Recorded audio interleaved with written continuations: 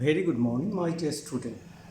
Today I am going to discuss about the problem and the solution of byproduct and joint product. আজকের আমি যেটা নিয়ে আলোচনা করার চেষ্টা করছি সেটা হচ্ছে বাইপ্রোডাক্ট এবং জয়েন্ট প্রোডাক্ট এই দুটো একত্রিতভাবে একটা প্রবলেম এবং তার সলিউশন। আমরা সরাসরি অঙ্কে চলে যাই। অঙ্কটা হচ্ছে এরকম, দেওয়া আছে টোটাল কস্ট অফ সেপারেশন। অর্থাৎ আমরা জানি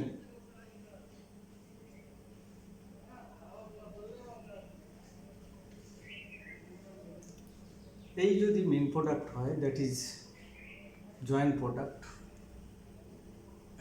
প্রসেসের মাধ্যমে আমার তৈরি হলো বাই প্রোডাক্ট, মেন প্রোডাক্ট আর জয়েন্ট প্রোডাক্ট। এবার এই সেপারেশন পয়েন্ট পর্যন্ত যে খরচাটা সেটা উভয়েরই খরচা। সেপারেশনের পরে আছে পোস্ট সেপারেশন, সেপারেশনের আগে আছে pre separation. That is up to the separation, up to the split up point. Split up point. এখন এই অঙ্কে যেটা দেওয়া হয়েছে সেটা হচ্ছে টোটাল কস্টটা বলে দিয়েছি। তিনটে প্রোডাক্ট হয়েছে, একটা হচ্ছে মেন প্রোডাক্ট আছে, তার সাথে আছে দুটো জয়েন্ট প্রোডাক্ট x1 x2, একটা হচ্ছে জয়েন্ট প্রোডাক্ট এ, তার সাথে আছে by product x1 x2। Sales ভ্যালুগুলো বলে দেওয়া হয়েছে, পোস্ট সেপারেশন কস্ট বলে দিয়েছি কিন্তু মেন প্রোডাক্টের বলা নেই। Estimated profit on sale main প্রোডাক্টের বলা নেই, বাই প্রোডাক্টের বলা আছে। সেলিং এক্সপেন্সেস সবারগুলো বলা আছে। আমাকে করতে হবে প্রফিট লস স্টেটমেন্ট। তো এটা করার আগে যে পদ্ধতিগুলো আমার জানা দরকার সেটা হচ্ছে, আমরা জানি সেলস, সেখান থেকে প্রফিট বাদ দিই, বাদ দিলে আমরা পাই কস্ট অফ সেলস। এই কস্ট অফ সেলস থেকে যেটা বাদ দিই, সেলিং অ্যান্ড ডিস্ট্রিবিউশন এক্সপেন্সেস বাদ দিলে আমি পেয়ে যাচ্ছি কস্ট অফ প্রোডাকশান। এই কস্ট অফ প্রোডাকশান আসলে দুইয়ের সমষ্টি এখানে। একটা হচ্ছে পোস্ট সেপারেশন কস্ট আর একটা হচ্ছে প্রি সেপারেশন কস্ট। এখন মেন প্রোডাক্ট প্লাস হচ্ছে বাই প্রোডাক্ট, দুইয়ের টোটাল জয়েন্ট কস্ট বলা আছে। এখান থেকে আমি যদি বাই প্রোডাক্টের জয়েন্ট কস্টটা বাদ দিতে পারি তাহলে মেন প্রোডাক্টের জয়েন্ট কস্ট পেতে কোনো অসুবিধা হয় না। করবো কী করে? অঙ্কে আছে সলিউশন। তাহলে আমার এখানে যেটা করতে হবে, আমি দেখতে পাচ্ছি তিনজনের টোটাল প্রি সেপারেশন কস্টটা বলা আছে, কিন্তু post separation cost main product অর্থাৎ এর বলা নেই। এইটাকে প্রথমে ফাইন্ড আউট করতে হবে। তো করতে গিয়ে খুবই সহজ, যদি আমি বাই প্রোডাক্টের খরচা যেটা পাচ্ছি সেই খরচাটাকে আগে ক্যালকুলেট করে মেন প্রোডাক্ট থেকে আমি যদি বাদ দিতে পারি তাহলে কিন্তু আমি অন্যগুলো অনায়াসে পেয়ে যেতে পারি। তাহলে আমি প্রথম যেটা করব সেটা হচ্ছে বাই প্রোডাক্টের জয়েন্ট কস্টটা আলাদা করে বের করার, সেপারেশন করার চেষ্টা করব। কী করে করব? তাহলে আমার কাছে বলা আছে জয়েন্ট প্রোডাক্ট বলা আছে x1 x2, তার সেলস বলা আছে 40,000 50,000। সেখান থেকে আমি তার প্রথমে এস্টিমেটেড প্রফিটটাকে বাদ দেওয়ার চেষ্টা করি। কত পার্সেন্ট বলে দিয়েছে এস্টিমেটেড প্রফিট বলে দিয়েছে 25 and 20%। তাহলে এটা হচ্ছে 4 25 সঙ্গে 110,000, আর এখানে হচ্ছে 20%, এটাও হচ্ছে 10,000। করলে আমার যেটা দাঁড়াচ্ছে সেটা হচ্ছে এখানে 30,000, এখানে দাঁড়াচ্ছে 40,000। এটা কি হলো? এটা হচ্ছে কস্ট অফ সেলস। এই কস্ট অফ সেলস যেই পেলাম সেখান থেকে আমি কী বললাম, সেলিং অ্যান্ড ডিস্ট্রিবিউশন এক্সপেন্সেস বাদ দেবো। এখানে সেলিং এক্সপেন্সেস বলে দিয়েছে, সেলিং এক্সপেন্সেস কত বলেছে, সেলিং এক্সপেন্সেস অলরেডি বলে দিয়েছে, প্রথমটার ক্ষেত্রে 5%, দ্বিতীয়টার ক্ষেত্রে 6%।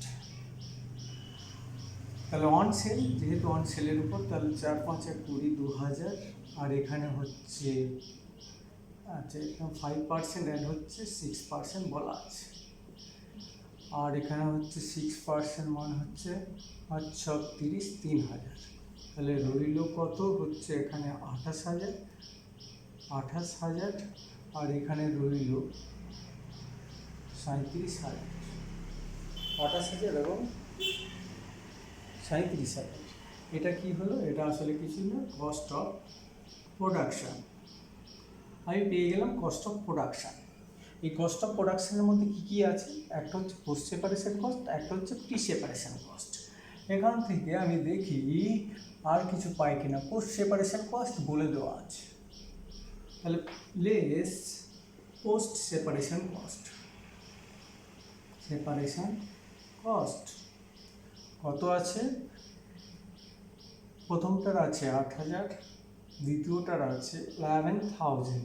তাহলে আমি কী পেলাম, এখানে হচ্ছে 20,000, এখানে পেলাম 20,000 এবং হচ্ছে 26,000। This is nothing. যদি পোস্ট সেপারেশন কস্ট চলে যায়, রইল কি প্রি সেপারেশন কস্ট।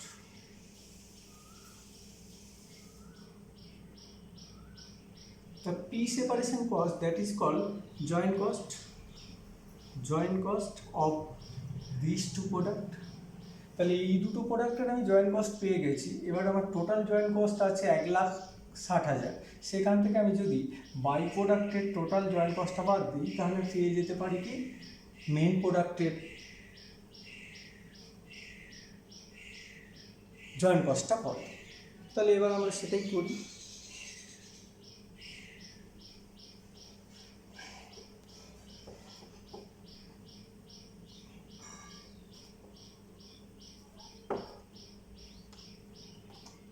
অতএব আমি পাচ্ছি জয়েন্ট কস্ট অফ এ কত হচ্ছে 1,60,000 মাইনাস এই দুটোর যোগফল 20,000 আর 26,000, দ্যাট মিনস 46,000। দ্যাট ইজ কী করে এসছে, 20,000 প্লাস হচ্ছে 26,000 করে হচ্ছে, যদি আমি বাদ দিই তাহলে যেটা দাঁড়ায় সেটা হচ্ছে 1,14,000, তাই তো 1,14,000 পেয়ে গেলাম জয়েন্ট প্রোডাক্ট, অর্থাৎ এর হচ্ছে জয়েন্ট কস্ট এটা। এবার এখান থেকে আমাদের যেটা করতে হবে, প্রফিট লস বের করতে হবে। তাহলে প্রফিট লস বের করার সূত্র কি আমরা জানি, প্রফিট বা লস বের করতে গেলে সেলস মাইনাস কস্ট। এখানে কস্ট হচ্ছে দু ধরনের কস্ট, একটা হচ্ছে প্রি সেপারেশন, একটা হচ্ছে পোস্ট সেপারেশন। এছাড়াও আরেকটা কস্ট এখানে যুক্ত হয়ে আছে, সেলিং অ্যান্ড ডিস্ট্রিবিউশন কস্ট। এই তো হচ্ছে কথা। তাহলে এর উপর বেশ করে এবার আমরা কাজ করি।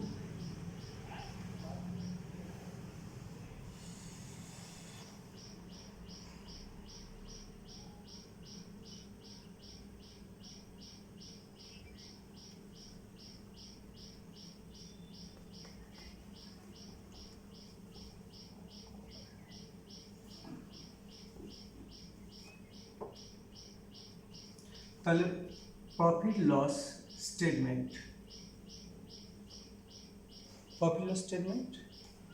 একটা হচ্ছে এ প্রোডাক্টে, একটা হচ্ছে X1, একটা হচ্ছে X2। এই তো হচ্ছে ব্যাপার। প্রথমে আমরা সেলসের ভ্যালু লিখে ফেলি। সেলস বলে দিয়েছে 1,60,000, বলে দিয়েছে 40,000, 40,000, বলে দিয়েছে 50,000। এখান থেকে আমি কী বললাম, কস্ট বাদ দেবো। কস্ট বলতে কী কী, তিন ধরনের কস্ট এখানে আছে। লেস কস্ট অফ সেলস, তার মধ্যে আমি কী পাচ্ছি, প্রথমে পাচ্ছি সেলিং অ্যান্ড সেলিং এক্সপেন্সেস বলে দিয়েছে। সেলিং এক্সপেন্স প্রথমটা হচ্ছে 10%, দ্যাট ইজ 16,000। এইখানে হচ্ছে আমার 2,000, এখানে হচ্ছে আমার 3,000।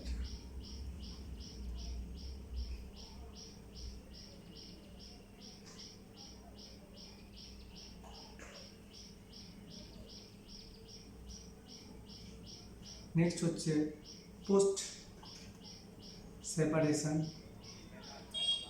কস্ট। পোস্ট সেপারেশন কস্ট প্রথমটা আছে 1,14,000,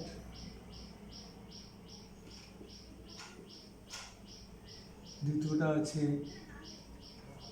20,000, তারপরটা আছে 26,000। নেক্সট হচ্ছে pre separation cost. Pre separation cost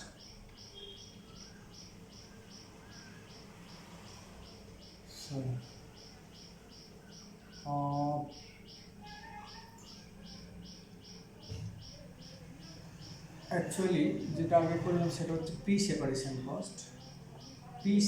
cost. এবার যেটা করছি post separation cost. Post separation cost কত হচ্ছে, প্রথমটা আছে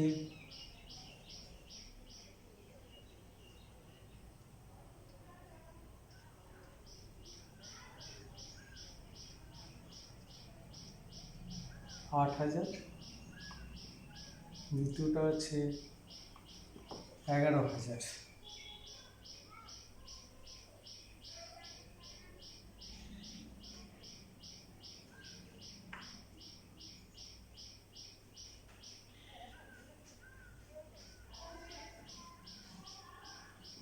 আর এর ক্ষেত্রে তো পোস্ট সেপারেশন কস্ট কিছু বলা নেই, এর ক্ষেত্রে পোস্ট সেপারেশন কস্ট কিছু নেই।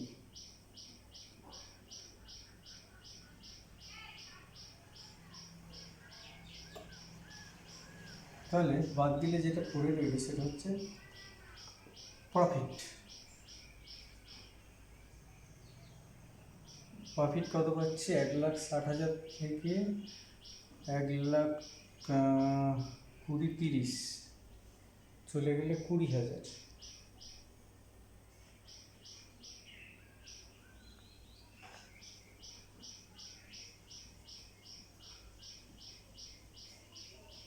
এক লাখ 20,30 1,30,000 চলে গেলে 30,000, সরি 30,000।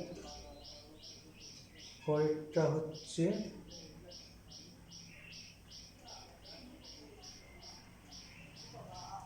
10,000, তাই তো 20 + 30 চলে গেলে 10,000। পরেরটাও হচ্ছে 30, তাতে 37, 40 চলে গেলে 10,000। এই হলো আমার profit. Comparative statement of the statement. আশা করি ব্যাপারটা বোঝা গেছে। যদি বোঝা না যায় তাহলে অবশ্যই ফোন করবে। আপাতত